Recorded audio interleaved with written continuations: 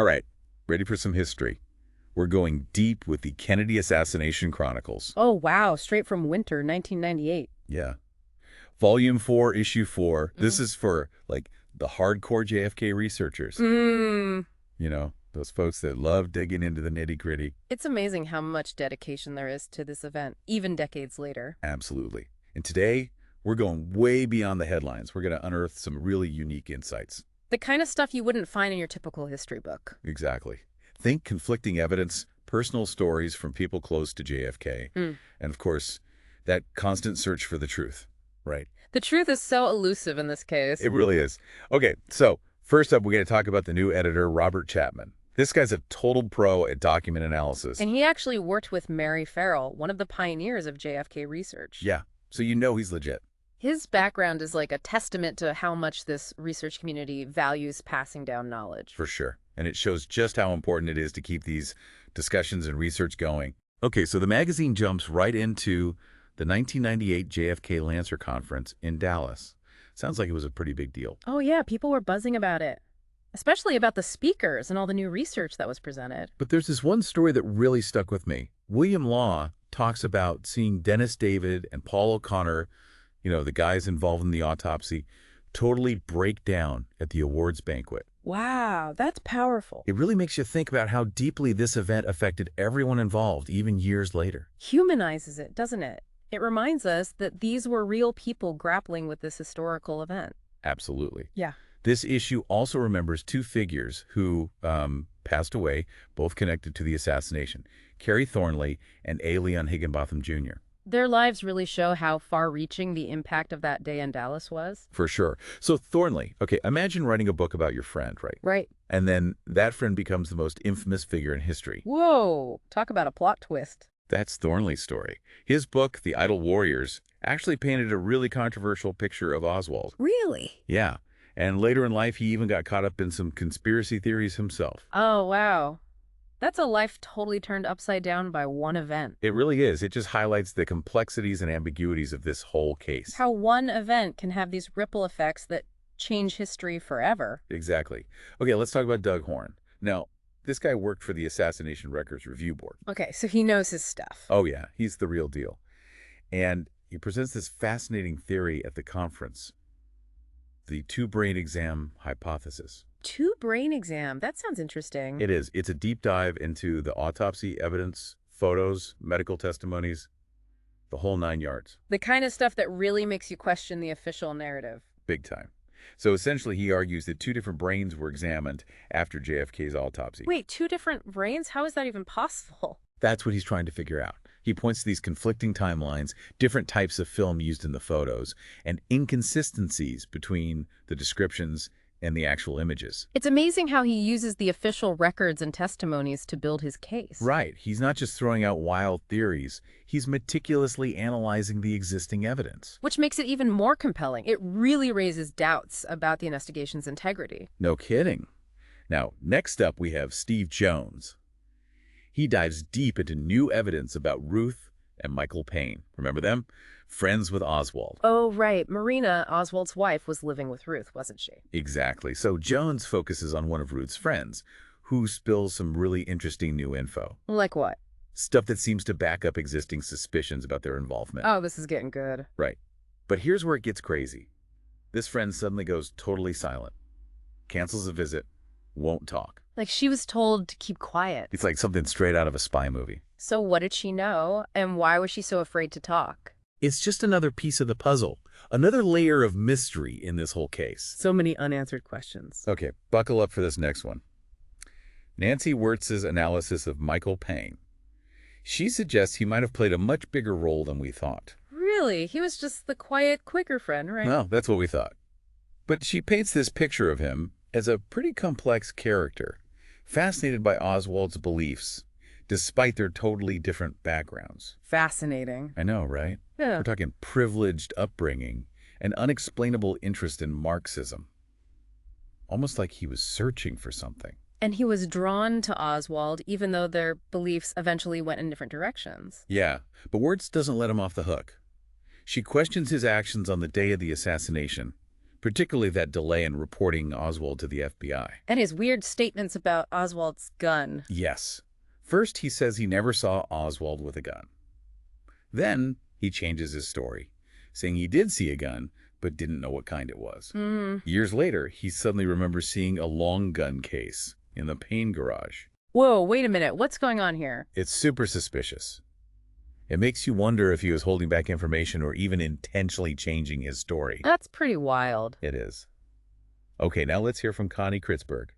She was a reporter for the Dallas Times-Herald during the assassination. Wow, a first-hand account. Straight from the source. She really captures that media frenzy, the chaos after the assassination. Must have been intense, trying to separate fact from fiction and all that madness. She even interviews Dr. Malcolm Perry, one of the doctors who treated Kennedy at Parkland. Oh, wow. And get this, he insists that the neck wound was an entry wound. Which completely contradicts the Warren Commission, right? Totally. It's just another example of how the official story doesn't always match up with what those on the scene actually saw. And it just fuels those conspiracy theories. Exactly. And then there's the mystery surrounding the death of her colleague, Jim Kof. What happened? Well, the rumors are that he was writing a book about the assassination. Maybe about some pretty dark secrets. And then he suddenly dies. Yep. Leaves a lot of unanswered questions. Makes you wonder if he knew too much. It's a chilling thought. Okay, back to the JFK Lancer conference for a second. This wasn't just about research. It was about sparking debate and conversation. Which is so important, especially in a case like this. Absolutely. Yeah. Robert Chapman, the new editor, really emphasized that in his intro. So it wasn't just presenting findings, but really digging into them, challenging them. Exactly.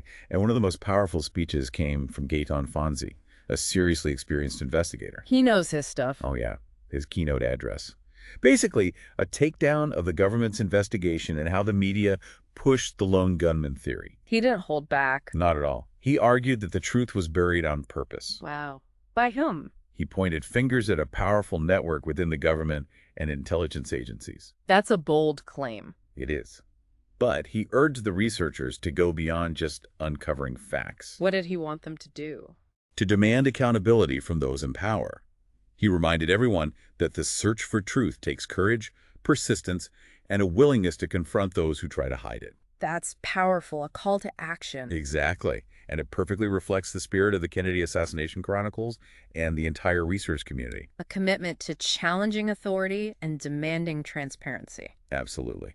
That wraps up part one of our deep dive into the JFK assassination. But we've got a lot more ground to cover. Horn's research on the autopsy evidence. It's mind-blowing, right? All those conflicting details and timelines. He's meticulous, really takes his time to lay out the evidence. No jumping to conclusions. Yeah, he's not about sensationalism. Like, for instance, he points out that there are 2 sets of autopsy photos of JFK's brain. 2 sets. 2. One from the initial autopsy showing a mostly intact brain. Okay, that makes sense. But then there's another set, supposedly taken days later during a supplemental exam. And this one shows a brain that's been cut into sections. Way more damage. That's strange. And it gets even weirder. Horn found these conflicting accounts about who was even present at the brain exams. Like who was actually in the room. Exactly.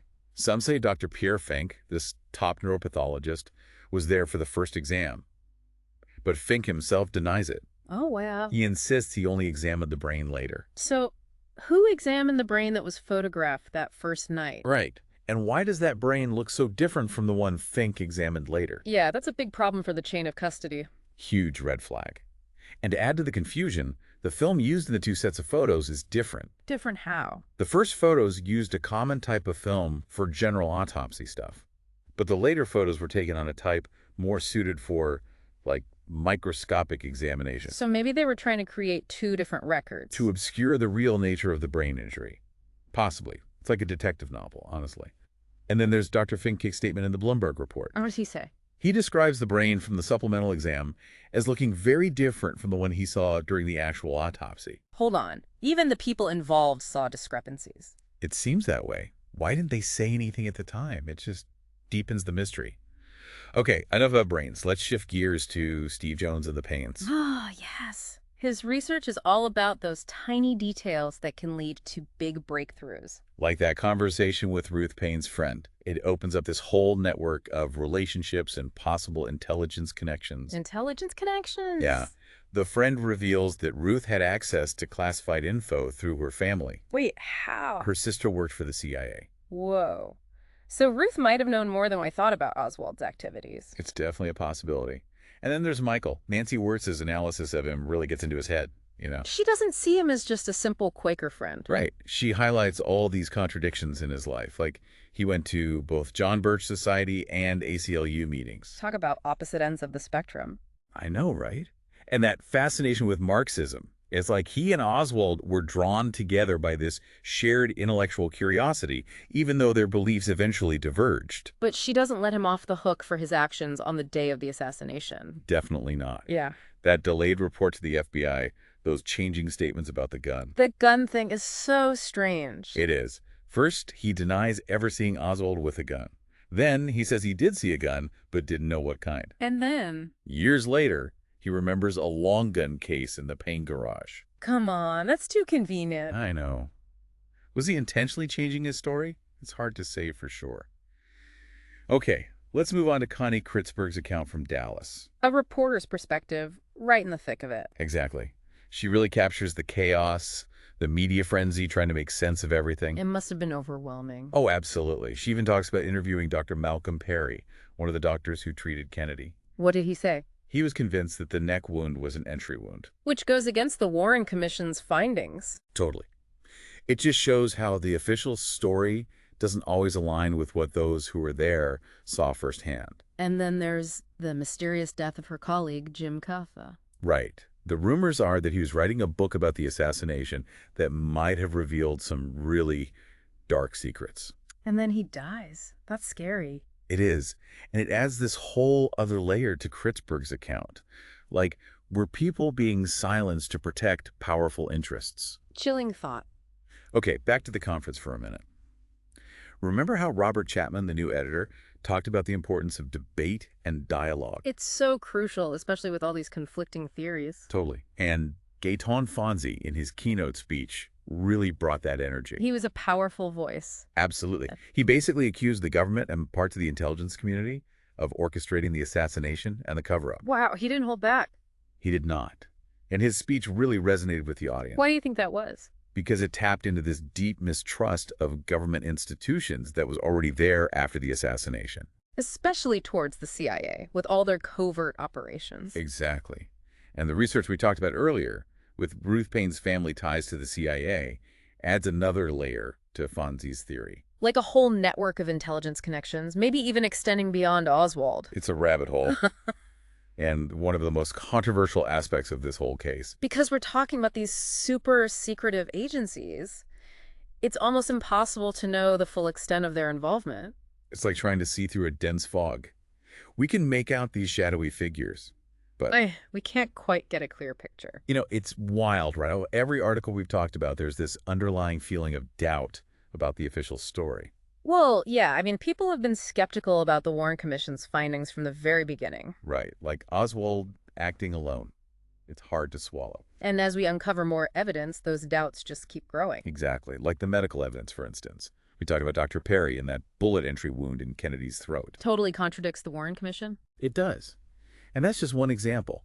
There are so many inconsistencies in those autopsy reports, not to mention how they handled the president's body. Yeah, it's definitely fueled all those cover-up theories. Big time. And then you have the Zapruder film. Oh, man, the Zapruder film. It's iconic, right? A home movie that became this crucial piece of evidence. But it's almost like the more you watch it, the more questions you have. It's true. You Yeah. see the assassination unfold, but it doesn't really give us clear answers. Some people think it actually contradicts the official story. Well, it's been analyzed like crazy, right? Every frame, every detail. People debate the direction of the shots, Kennedy's movements, the possibility of a shooter on the grassy knoll. So many theories. I know. Doug Horn, for example, he thinks the film was tampered with. Really? Yeah, he points to missing frames, potential alterations, timing discrepancies. But others argue that those issues could be due to technical limitations or even just like errors in perception. They say the film, as a whole, Mhm. actually supports the Warren Commission. That's fascinating. Right? Yeah. It is. The same piece of evidence can be interpreted in completely different ways. It all depends on your perspective, I guess. Yeah. What you already believe about the assassination. And speaking of beliefs, we can't forget about the whole intelligence agency angle. Right, que Son Fonzie went there. He did. He straight up accused parts of the government and the intelligence community of orchestrating the assassination and the cover-up. A bold claim. For sure. But it really speaks to the deep mistrust that a lot of people felt after the assassination. Especially towards the CIA. Definitely. Yeah. And remember the stuff about Ruth Payne's family. Those ties to the CIA. It lends some weight to Fonzie's theory. Like there was this whole network of intelligence connections going on behind the scenes. Exactly. And that's one of the most frustrating parts of this case. Why? Because these agencies are so secretive, we may never know the full extent of their involvement. It's like... We're just scratching the surface. Exactly. And that might be the most enduring legacy of the JFK assassination. This feeling that we'll never truly know what happened. It's a story that continues to fascinate us, haunt us even. And not just because we lost a president, but because it shattered our sense of trust. It made people question everything. The government, the media, history itself. And it reminds us that the truth can be really, really hard to find. It does. And that the search for answers requires us to be skeptical, to keep asking questions. To never settle for easy answers. Exactly. Well, that wraps up our deep dive into the JFK assassination. We've covered a lot of ground, but clearly there's still so much more to explore. There always is. If you're as fascinated by this case as we are, we encourage you to keep digging. Read those articles, examine the evidence, and form your own conclusions. And most importantly, never stop questioning. Thanks for joining us on this journey. Until next time, keep those minds open and those questions coming.